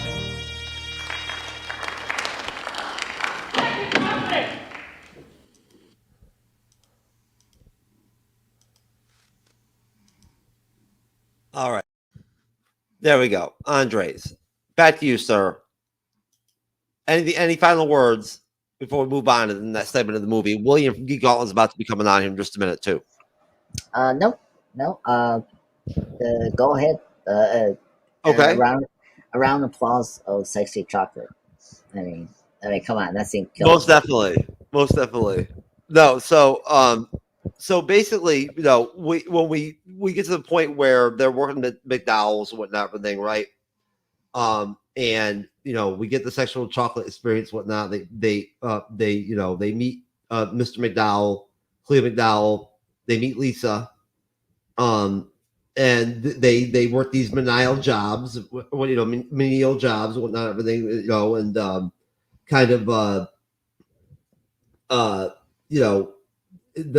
we flow through the movie. Anybody who's seen Coming to America knows how this things play out and whatnot, everything, right? You know, the whole Daryl inserts himself in with from Soul Glow, like, you know, that ends up being Pop's, like, you know, pick for Lisa, basically, right? I love in the barbershop how they keep referring to him as Kunta Kinte all the fucking time. That shit's hilarious. The Kunta Kinte shit. And then they tell him, like, you know, the way the woman's heart is through the father, right? So there's real story. There's some real writing in there. There's some really good storytelling in this movie. That's why I think Cyber says it's a masterpiece, because it is. It's a really well done movie. It's a really well written, great story. I don't know how to describe it, Cyber. I don't know what the term is. The juxtaposition of the film, of the story, of how it sort of it counteracts itself, or, like, you know, it mirrors itself. The sort of Lisa's dichotomy with her father, Daryl, and then the prince's dichotomy with his betrothed, the king, Joffrey, and then, you know, Lisa. You know what I'm saying? Like, you know, like it's the story itself. It's really, now that I'm watching it as an adult, it's a really interesting story. It's not just funny. Is my point. It's a good film in general, right? You had said that it was the masterpiece of a film in the beginning of the show. So I'm just giving you props, sir. Either way, so basically, Daryl's a complete fucking scumbag. Like, he's like a chauvinistic prick. Like, he's kind of an asshole. Every time he talks to fucking to Akeem, he's a complete, like, total racist to him. They talk about, you got, what do you guys like, play with lions and tigers and all this shit and whatnot, and play with dancing monkeys or some shit or whatever. So I love, basically when they, as Akeem and Simi are sort of like moving through the scene of the film, and they're learning as they're going, and they're sort of behind everything. They're not hip, right? We get introduced to like the sister, Patrice, and she's like this little slut. I love her. She's great. And basically when Akeem's at McDowell's, he finds out from the one dude there, how are you going to compete with this guy? He's got money from his dad that has an invention or whatever, right? That sort of like, correlates to him ending up sending him the diamonds and whatnot, the diamond, earrings and whatnot, and everything. They end up going on a double date, right? Like, Akeem ends up getting ends up going on a double date, like lured in, goes on a double date with Lisa and Daryl and the sister, and we get the Zamundin from America that steps up and like wants his picture taken with him, like and everything and whatnot. And Akeem's response is like, "Oh, I met that man in the bathroom, in the men's room or whatever and whatnot." It's hilarious. It's utterly fucking hilarious. But like basically from there, just the man I met in the men's room. We go into there's sort of the Christmas party at McDowell's, and they're there to work, Simi and obviously Akeem, and they're working there and whatnot. Well, at the same time, Daryl decides that like he's already asked Lisa to get married, and she hasn't accepted or whatever and whatnot. And Mr. McDowell goes ahead and does sort of the same procession that they do in the beginning of the film, where he, except again without acquiescence or consent from Lisa, and Lisa gets pissed off, right? And that's where like really Akeem starts to be able to talk to to Lisa. There he is. What's up, William? The hell you at? What's up, man? You in a hotel? Yeah, man. I'm here with Tyrone Biggins, bro. How you guys? William, I told you I moved out. I moved out, man. I'm looking for an apartment right now. Oh my gosh! How y'all doing tonight, your fellas? studio looks nice, man. I like your shit. It's good to see you, brother. How you doing? How y'all doing tonight? Cyber, it's been a minute since we've seen this motherfucker, huh? Oh, it's been a minute. I just got done with Gauntlet. We ran a little bit over. My bad. What's up, Cyber? And forever. Yep. Hey, William. How you doing, man? Like that hat, man. How You met Andres before, haven't you? Yep. How you doing? Yeah, I like that hat, man. That's dope, bro. That's dope. No, William. Basically, what I was just talking about was sort of like, William. This is William. Of course, everybody knows William from the Geek Gauntlet Podcast. He just got done popping off his show. I shouted you out right from jump and whatnot, and told everybody to go over and say hello, whatever, and Thank you. check out your shit. Of course, from Geek Gauntlet Podcast. Know William for a long time. Basically, William, just to kind of like throw you into the mix. Where I was talking about was sort of like where we're at with sort of Prince Akeem's, the part of his procession or whatever, whatnot, where he sent the diamond earrings and whatnot to like to Lisa, right? Mm-hmm. And and whatnot, and like even before that, the barbershop scenes, whatnot, the introduction and everything, whatnot. So you just came in and whatnot, you're coming late, leading up to the point where basically they have the Christmas party, and Lisa's father kind of like doesn't realize that Lisa hasn't consented to the marriage, that Daryl has gone ahead and just decided that and that's where sort of like right at that point Akeem's able to finally kind of like woo her a little bit and get through to her, right? If you want to just have at it and just say what you want to say about any part of the film up to that point, whatnot, just go ahead and jump in there. We've already played a bunch of video clips. We've played the barbershop clips. We played the sexual chocolate. I love the barbershop clips, and I think those had relevancy for the movie because it took more the whole movie was comedy, don't get me wrong, but to me, those barbershop scenes was extra comedic because of the way it was set up between all of them. I think it's great, particularly when they started talking boxing. Oh, that was just fantastic for me because I'm a big boxing guy. But I love the movie as a whole. I think it was fantastic. McDowells and those scenes that they had, particularly when he beat the when he beat up the guy who was coming to stick him up with Samuel L. Jackson, one of his first roles. That was just completely awesome. I will be forced to thrash you. I will be forced to thrash you. What? And then you saw him work out in the earlier part. I think it was great. I think Arsenio Hall was awesome too because of the fact that you saw him, try to upstand his boy. We will live poor. We will live poor. And that's what we will do. We'll be getting this part and live poor. And Sydney said, nope, we will not live poor, doggone it. We will have money. And then he wrote back to home and said, we need money. And he shouldn't have done that because you saw Daddy come into play. When Daddy comes into play, and shout out to James Earl Jones in that movie, man. He was awesome too. Oh my goodness. And I thought, and my big overtake on the movie was the fact that yes, it was tradition, so to speak, but when it came down to true love, sometimes you just gotta buck tradition and just go for what you know, and that's what you saw at the end. And that's what I really did like at the end of the movie was the fact that, hey, we have this woman here for you. He didn't like her. He didn't go for it. He went and found his own love, and eventually that's what we all should take that lesson from as well.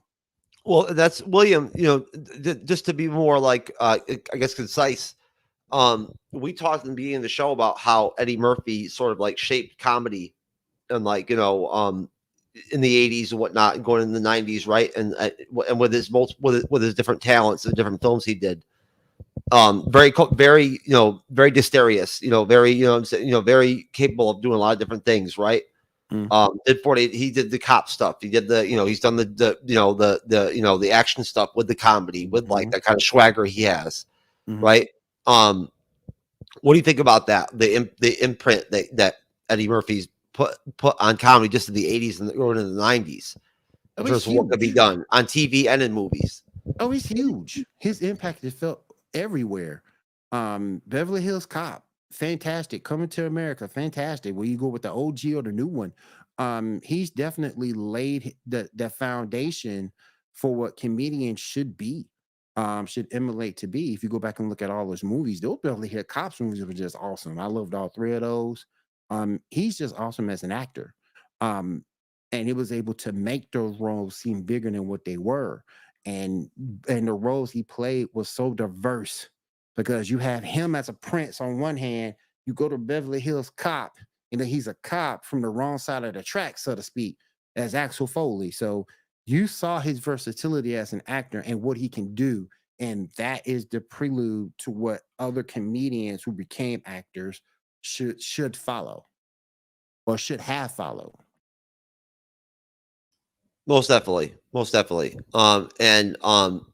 Honestly, William, what do you think, in terms of just, when we get to the point where Akeem finally gets to actually start to, like, even though he's faking still, he gets a chance to finally start to break into with Lisa and start talking to Lisa right there at the ceremony, the party, right?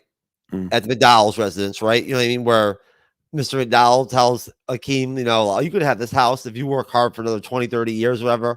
I love when he says to him, son, if you want to keep working here, lay off the drugs, whatever, because he's trying to move the father, right?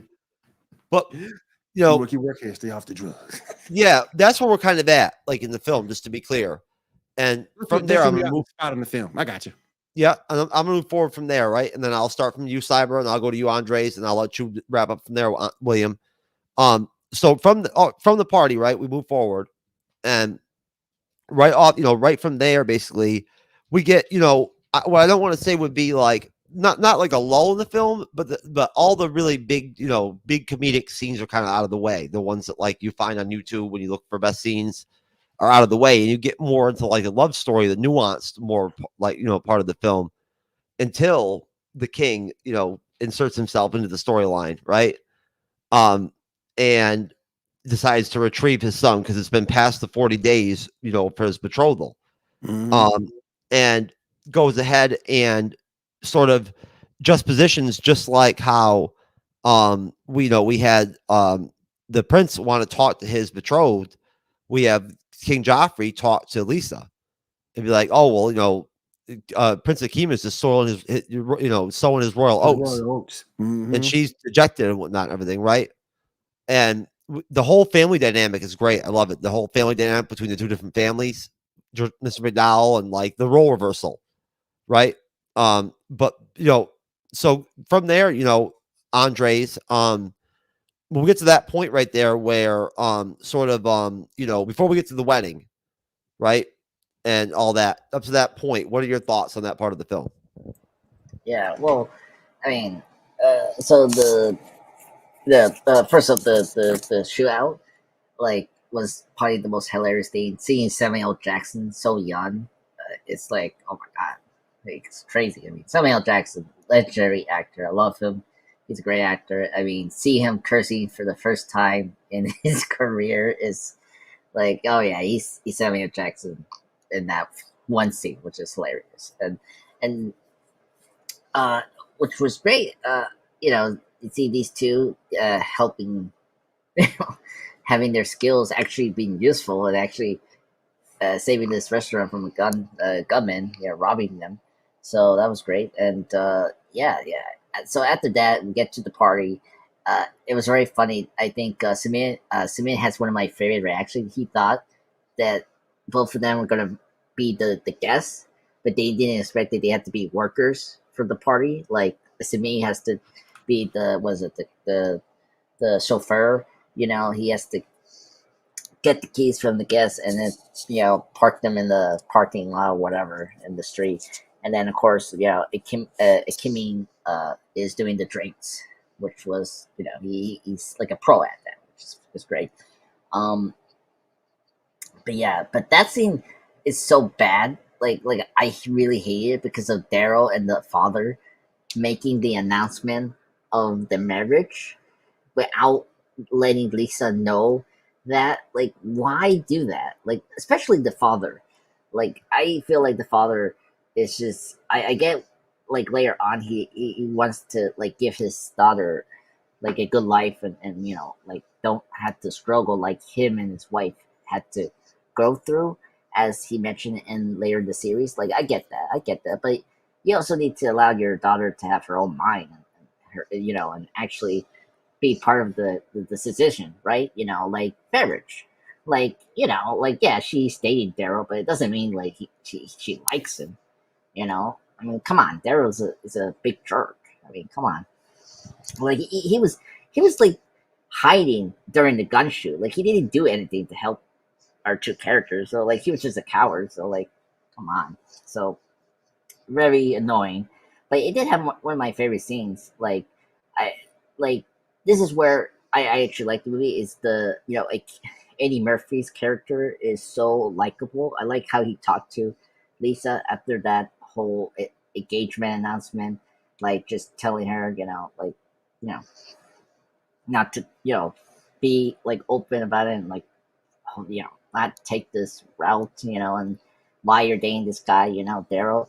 Like, he helped her to like, realize that Daryl is not the guy for her. I mean, of course, later in the film, the dad finds out that Kim is the prince of of a powerful nation. But yeah, so I think that scene was my favorite scene of the movie. Yeah, we don't get like too crazy with the jokes, but like I think this scene is still funny and like moves forward the plot of Lisa and Kim's relationship more, because this movie is a romantic comedy, in a way. You think about it, like, beginning it's like full on comedy, and then the second half is like romantic comedy to the end of the film. So but yeah, then after that, so for good. I'm trying to remember what was the next part, but yeah, I really enjoyed this part. And despite the last jokes. It's still a fun section of the movie, you know. Well, just to be clear, the budget in the film was $36 million. The box office was $288.8 to $350 million worldwide. Great return, right? Great return. In all honesty, and thank you, Andres. And this, of course, was distributed by Paramount Pictures. The production company was Eddie Murphy Productions. Music was by Nile Rodgers. The story was by Eddie Murphy, directed by John Landis. Screenplay assisted with Eddie Murphy, along with David Sheffield, Barry W. Blostein. Cyberneticshark. Your thoughts on that part of the film? That I know it's a big swath of the film, but that part of the film right there, and then also those numbers, taking consideration that this is 1988. What part of the film were we talking about again? From the point where we get from where we were at to sexual chocolate, going to where Akeem's finally able to start to crack into Lisa's shell and whatnot before the wedding, right? Before the actual final ceremony. But where Akeem kind of woos her and whatnot, and everything, right? And Daryl kind of force consensualizes her, right? At the Christmas party or whatever, whatnot, where they're working. And we go from there into the film from there on. And we kind of get, the big comedic spots are kind of over. But that part of the film leading upward to where King Joffrey comes in and whatnot to retrieve his son. So, I mean, all that pretty much, it just kind of gives you more story and depth into what's going on in the film. Basically, Akeem basically trying to figure out how he can win Lisa's heart. Basically, we see, we got sexual chocolate with Mr. Watson himself, which is absolutely hilarious. Eddie Murphy in prosthetics again. Very similar to when he does all the clumps in Nutty Professor. And that character is absolutely hilarious and funny. Just how he sings is absolutely hilarious. It's so funny. And that whole character is just great. He reappears in the second film too as well. He's absolutely hilarious. And just the look of him, giving him kind of a gut at the time, and him supposed to be older looking, and it's a super funny character, and that whole sequence is fun watching them kind of laugh, and all the other characters in the from the barbershop and the audience watching and stuff like that is absolutely hilarious too. But moving on from there, basically they go to a basketball game at one point, which that scene was pretty funny, especially when Hakeem jumps up at halftime, is like, yes, yes. And they're because he's trying to stop the advances of Lisa's sister, who's got a thing for Hakeem for some reason. And that's super funny. And then of course, for real, she's all over him, right, Cyber? Yep. And that at that point is when we get where Hakeem goes to the bathroom, and he gets a person that recognizes him, tries to worship him there, and that's super hilarious. He's like, oh Prince, and stuff like that. Which that guy's a great character actor. He's been in a whole bunch of movies. Victor or something is his name, and that scene was super hilarious. And then, of course, we get more scenes at the at McDowells. Hakeem taking the trash out and mopping and stuff like that. And he's like, I'm the master of the trash and stuff like that, which was super funny. And, of course, we have the sequence when Samuel L. Jackson comes in, which is a great little cameo for him. He looks so young. And I don't think a lot of people realize he was in this movie either, too, because I feel a lot of people, when they refer to him, in the earlier days, they'll either say Pulp Fiction or they'll say Jurassic Park, but I very rarely ever hear somebody say that he was in Coming to America. So I think this is one of his definitely not his earliest role, but it's definitely one of his first kind of bigger motion picture roles. And that sequence is great, and Akeem takes him out, and so does Semi. And Semi is just hilarious, how he takes the gun, picks it up, he's like, freeze, asshole, type of deal, which was really funny. But like it was classic Samuel Jackson. He was exactly like he usually is, which was just fun. And just kind of like the camaraderie that Akeem and Elisa kind of developed throughout this section of the film too. You can see that she's slowly falling in love with him, and doesn't even realize that this is a rich dude, and she's actually falling in love with just him. And at this time, this is when Semi like starts trying to like create havoc by buying expensive things for the apartment. When Keem doesn't want him doing that, he takes his money, and so that he doesn't have any spending money. And like the spending money is like hundreds of thousands of dollars, which is absolutely hilarious. And just kind of thinking to yourself, man, like I need to go to this Zamunda and get some of this money. They're freaking rich over there. I mean, this is the most money I've seen from an African country ever. And so after he takes the money, he gives it to those bums, which, by the way, those two bums, you know where they come from. You know where they come from. Those Ralph Bellamy and John Amici, they were in Trading Places in 1983.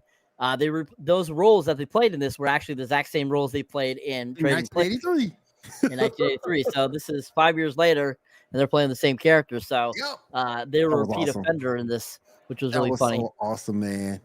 And great character actors. Those guys. I mean, they go back to the 30s. They were doing stuff, and I mean, they did a lot of great stuff. They did stuff with Bob Hope and stuff like that, and they were just really great character actors. And so it was fun seeing them in this movie and in Trading Places too as well. They were just really fun. So I think that was interesting that they reprised those roles. Back in business, and they thank him at the restaurant window. That was absolutely freaking hilarious too. Yep. And but yeah, I mean, as the movie progresses, I mean, like I said, they fall in love more and more. They get to know each other. They finally have a kiss, and basically leading up to Semi going to Western Union basically to get more money because Akeem took his money, and saying that they're in distress, and that's what prompts King Joffrey to come to America. Joffrey. And basically that's when we get to that section. So pretty much that section leading up to that, I mean, all great stuff, all funny comedy, some just great like time getting to know more about Lisa, a little bit more about Keem and his feelings for her, and kind of just some funny things that happen in between that has some really great comedic moments. Great sequence. I think the one thing that makes this movie, particularly in the early going, was all the stuff. The concert with Arsenio Hall. I believe in children are our future. That's him fucking up the damn song. We all know he fucked up the song. That was just awesome. And then when he was the Reverend in the movie, that was awesome too. All the McDowells scenes. People forget in this movie also, you were bringing up people like Samuel L. Jackson. People also forget in this movie, if I'm not mistaken, give me 1 second. We got James Amos in this movie, of course, and I did like the fact that he did stand up to the king in this movie. I love that part. That was just great because that shows the power of a dad. And if you're a dad, Jeff, Cyber, pop culture, I know, we don't play when it comes to our children. And I love the fact that he did stand up to him. I love that. But if I can find it, doggone it, I can't freaking find it. What are you looking for, William? Doggone it, he was in the movie. I can't remember his name to save my freaking life.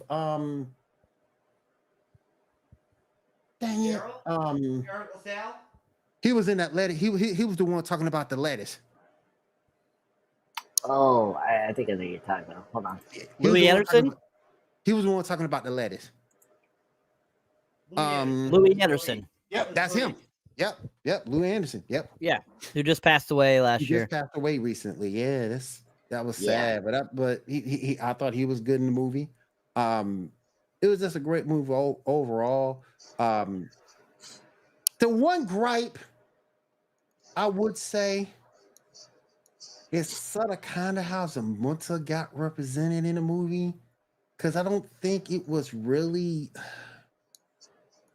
I'm not gonna sit here and say it wasn't correct. It might have been maybe a little overdone in terms of representing the fact that they have money.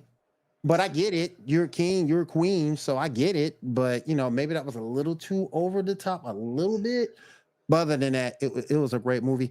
The queen was very important in that movie because that marriage never happens if it wasn't for the queen. It never happens if it wasn't for her. And that old lady at the subway. He ended up giving those diamond earrings too. Now that was nice. That was nice. And that takes us right out into the. William, you could just take over from right there, brother. Just how does the film end right there? How does it? You tell us. How does it play out? Well, basically, he gives her the earrings. He goes back home with his father to presumably marry the woman that he was betrothed to. I still think that's stupid. But anyway, to marry the woman that he's supposedly betrothed to, at the end, we get all this grandeur. The dude started singing the song, Your Queen to Be. And then next thing you know, he goes up there, he peels off the veil. He thinks he's going to see the one that was dancing on one foot, barking like a dog. Ruff, ruff, ruff. Nope, you ain't get that. It was Lisa. And there you go. You saw him go out. You see the daddy come up on the stage with the king, and then you see them ride off in the sunset. But the movie was great. I love the movie all the way from backward to forward. You can make a case it's two different movies. Well, Cyberneticshark already started the show off by saying that this was a masterpiece film, right, Cyber? Do you want to extrapolate on that now that we're at the end of the film? I mean, it's a masterpiece because it's a testament of time. Yep. For being 35 years old, this movie still to this day is so well known, so well loved, and it still plays out today for generations of this time.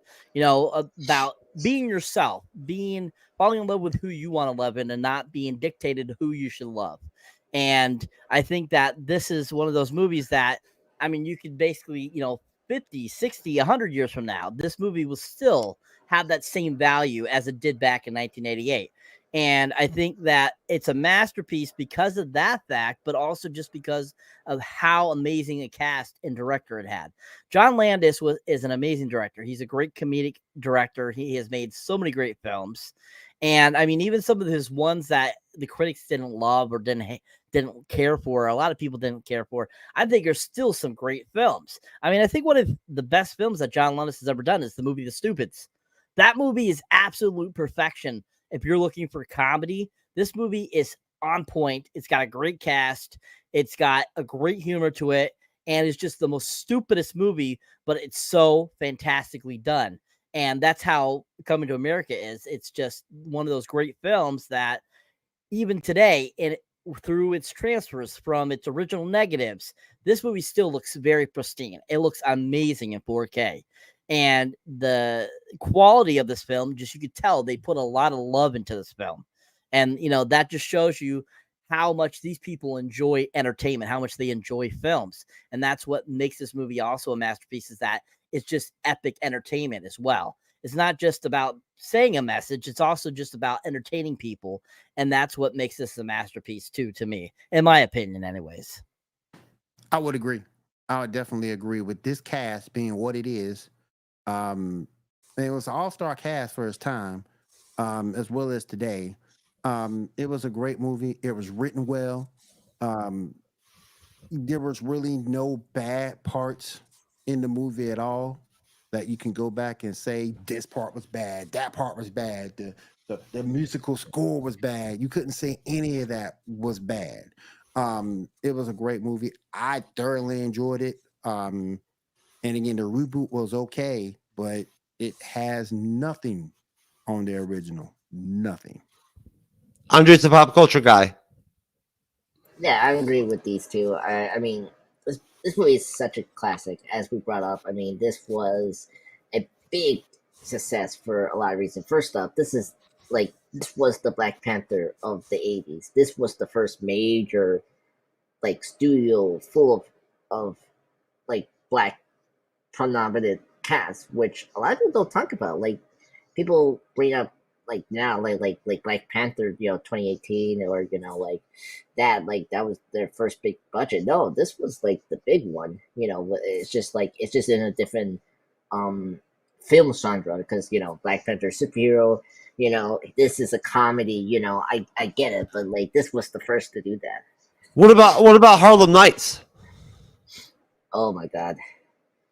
I haven't seen Harlem Nights, but I know. I think the difference between Harlem Nights and Coming to America, Harlem Nights were at a time where, as African Americans, we weren't appreciated the way we should have been during that time frame. Versus you looking at Coming to America is a little bit different. We'll accept it more than we were in Harlem Nights. You didn't really see a struggle like you saw in Harlem Nights. Harlem Nights to me was more of a drama because you saw brothers in that movie trying to find a way to make it out, and Richard Pryor had a way for them to make it out of there. Versus in Coming to America is pretty much a love story, and the way it took place, I thought made the biggest difference in Coming to America. It could have been done anywhere. It was done in New York City. That's freaking perfect. That's freaking perfect for that story. Whereas Harlem Night, you're in Harlem, you're in the nightclub game. And again, and as good as it was just different. And again, it had a great cast too. If you want to look at an all-star cast, you might want to look at Harlem Nights. Might have been a better cast because you had Red Fox in that movie. You had Eddie Murphy. You had You had Richard Pryor. You had a really good cast. It was a really good story too, but it was just different. But in terms of both casts, I might agree with you. I might go with Harlem Nights in terms of casting, but they're both great movies. You can't go wrong with either one, but they were just different. Yeah, well, and I think it's just like Cyber brought this up, like Universal. This movie has a universal theme. Oh, the universal feel to it, right? Yeah, like it like that's something that connects more to this movie than say Harlem Nights, where Harlem Nights. I got Harlem Nights though because it was good. Yeah, was it's a different type of movie for good reasons, but maybe it just didn't connect to the audience as the way as Coming to America did because but it's also like I don't know, like you have to remember that this was peak Murphy, like this was a comedy, so it was like easier to market this film than say Harlem Nights, because I know Harlem Nights was marketed really badly. I think I remember that they were trying to make it like a comedy, but it wasn't. That was the issue. You're looking at the 50s and the 60s. Yeah. Harlem Nights, and it was still a good movie. Don't get me wrong, but that's where the difference come into play because 50s, 60s, and you also had bad cops in that movie. William, let me cut you off there because I want to keep this. We're close to the 2-hour mark, and I want to get ratings in and whatnot before Sharp's got to go to work in the morning. We can keep the conversation going if you want, William. But Andres, why don't you wrap up your thoughts on the end ceremony and whatnot, and everything, and Lisa and whatnot, and everything, and then we'll do ratings. And then, Syra, if you want to go ahead and drop your rating and head out of here, I'll plug you out. William, if you want to keep on live, and after that point, we can keep on talking. I actually got to go to work too. All right. The Andres, finish your thoughts on the film, sir. So overall, the ending was great. I was so happy that the Queen actually put the king on his on his what do you say at his right, because at his wrong, because he was thinking such wrong. He should be more thinking about the feelings of his son and what he wants than what it should be traditionally.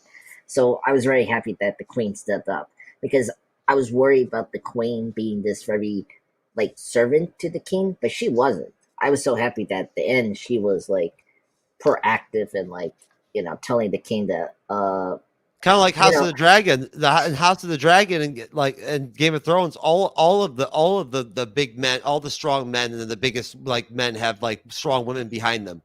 Exactly. Right? Yeah, and so I like that we saw that here, and it was great. And yeah, the ending was sweet. I liked it. It's like a fantasy or like a fairy tale ending, like a happy ever after, which I like. So that was good. So overall rating for me is it's easily a 10 out of 10. Is one of the best comedy films. It's just top notch. The pacing is great. It's like the writing is sharp. Like the actors are top notch. Like especially Eddie Murphy. Because after this, Eddie, just hits a little career slump, but he does come back, with Shrek and Nutty Professor, Doctor Dolittle. But this was his top. He was at his end game for this movie, and I think this is a great film. So 10 out of 10. Go watch this film. It's amazing. I love it. Check it out. All right, Cyberneticshark, sir. Final thoughts on the film. Your rating. Overall, Coming to America is a fantastic film. It's one of the best comedies, I think, of the last 40 plus years, and it's just a really well done film. It's got entertainment throughout the entire film. It's got a great score, which, by the way, if you have not listened to the score, the actual song Coming to America for the film, definitely check it out. It's by the group The System, which was a R&B synth bass band from the 1980s. They started out in 1982 and had a pretty much great success, and they've even reunited years later, and they're still going strong today. That song is amazing. They were a great band. They're still a great band. But the music in this was so fantastic. The acting, the writing, John Landis directed the hell out of it.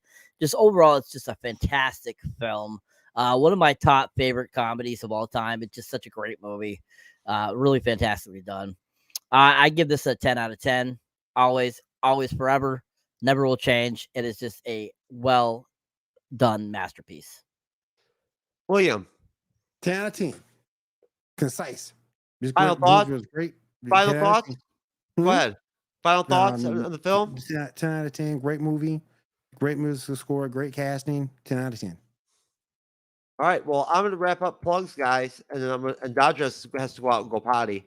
My friend is passed the fuck out over there, so I don't think she's going to be much help to me. So, you know what I'm saying? But we'll see later on, though, after the live's over. But either way, so I'm going to drop a 10 out of 10 myself. I don't think there's much else to say besides that. William's right. What else is there to say? It's a 10 out of 10. It is a masterpiece. Eddie Murphy is a treasure. And thank you to everybody for participating in this review. Thank you for everybody out there who supports the MCU'S Bleeding Edge, supports William over at the Geek Gauntlet Podcast. We're going to start off with our plugs and go ahead and get Cyber out of here. So, Cyber, sir, I'm going to go ahead and share over to you really quick and whatnot, over to Cyberneticshark's YouTube channel. And Cyber, have at it, sir. You're one sub away from 700. That is correct. One away from 700. Yeah, so yeah, if you enjoyed me here on the panel or as a moderator on the MC's Blend, definitely go check out my solo content underneath Cyberneticshark. You can check out my channel. I just put up my review of My Big Fat Greek Wedding 3 today, so you got to check that out. I got The Nun 2 up, Haunted Mansion, Equalizer 3, Gran Turismo, Strays, the Good Burger 2 trailer. Definitely go check all those out. I'll be having up reviews for Saw 10 and The Creator soon, along with some other trailers like The Marvels, which I still haven't put up the Marvels trailer reaction yet. So I haven't done that. So I thought I'd put that up for you guys because it'll be interesting to see if that's any good. But yeah, keep look out for more stuff. You can see there my little shorts. I got my Saw 10 and my Creator reviews right out of the theater. One saw them yesterday, both within an hour of each other. And they were phenomenal films if you have not seen them, especially Saw 10. Oh, my God. If you're a Saw franchise fan, you got to see this film. One of the best Saw films I've ever seen. Maybe I'll go tomorrow, Cyber. So, yeah. Yeah, definitely check out the shorts there, people. Lots of great stuff up there. Everything from Saw 10 to Tenacious D and the Pick of Destiny to, I now pronounce you, Chuck and Larry, my cousin Vinny, Expendable 4s. I'll be having my Expendable 4 review up soon, which was a surprising good film, which I was really shocked. I wasn't too sure about it, but yeah. So yeah, keep on plugging, keep subscribing, people. as we said, we have a wonderful gift giveaway going. And if you sign up, whatever TrueKnowledge's lazy ass gets it going, he'll get it going. No, you have your own Cyber. I'm sorry. And so yeah, if you guys subscribe to my channel and leave a comment, and either on one of my videos or here on the MCU's Bleeding Edge, just drop a note saying that you subbed, and you got to stay subbed, and you will be entered to get a gift card, which there's several different amounts, and we will see soon further on the gift card amounts and stuff like that for you guys. But yeah, if you do that, get a free gift card for just subscribing, people. It's awesome. There you go. Just what Cyber said right there. I'm just a pop culture guy. Sir, let me pull you up real quick. Where are you at, sir? Where's your subscriber count at today? I've put on you in a moment. 810, apparently. Yeah. 810 subscribers. So, very quickly, thank you everyone in the MCU Bleeding Edge community. Thank you for your support and the support with Cyber as well. Please support us and hit that subscribe button and hit that like button. So yeah, so recently I put out my Stuck in the Middle Season 1 Andreas Pop Culture Retrospective / review. Check that out. Tomorrow I hopefully will put the Lois and Clark Retrospective / review soon, or some other video that I will put out. But yeah, if not, check out other stuff like the Oppenheimer Andreas Pop Culture Talk, where me and Chris talk about Oppenheimer for the first hour. And yeah, so that's where I'm at. I'm going to plan soon my October content. So you will see later on like my Two-Face content videos, you know, top 10 designs, stories, or whatever. And his overall, my love of Two-Face as the main Batman villain. So anyway, thank you so much everyone for your support in the MCU Bleeding Edge community. Let's keep up that subscribe button because it's important. William, Geek Gauntlet Podcast. All right. Well, you see right there on Twitch, we got 725 followers. On YouTube, we have 1,440. If memory serves. Definitely catch us every Saturday night, 10 p.m. Eastern. We talk a little bit about everything. We talk comics, we talk anime, we talk gaming, we talk a little bit about everything. So definitely. Oh, and we're also doing death battles as well. So definitely head on over, check us out, Geek Gauntlet Podcast, every Saturday night, 10 p.m. Eastern. I hope to see y'all there. All right, there you go, folks. Well, since I don't have any individual content to talk about that's not like fan cam or anything like that, whatnot. I did see Shinedown last night, Cyber, and I saw shit. Who the hell did I see? I'll tell you in the studio. Hold on. But I saw Shinedown. They were fucking awesome, man. Folks, we appreciate you out there. Thank you for all your support. Please support Andre's Pop Culture Guy. Please support Cyberneticshark. Please support William. Please support the MCU'S Bleeding Edge YouTube channel and podcast. We love all of you. God bless you. We have Daryl Dixon episode 4 review. We have Loki re-review rewatch on Monday, episode 5. With Alligator Loki, bitch. What's up? This Wednesday coming up, we got Ahsoka episode 7. Cyberneticshark's moderating. I'm moderating, I believe. And then Cyberneticshark's got the finale of Ahsoka. Ahsoka's going great. William, what'd you think of episode 5, Shadow Warriors, baby? I haven't seen it yet. I'm playing catch up. I'm on episode 3 right now. All right. Well, let me know if you can make it for the finale. Okay. You got 2 weeks. You got you got 2 Wednesdays from now. Or Wednesday from now. I got a little bit to watch. Yeah. And we'll see you later, folks. Have a good night. Later, Take guys. care. Peace.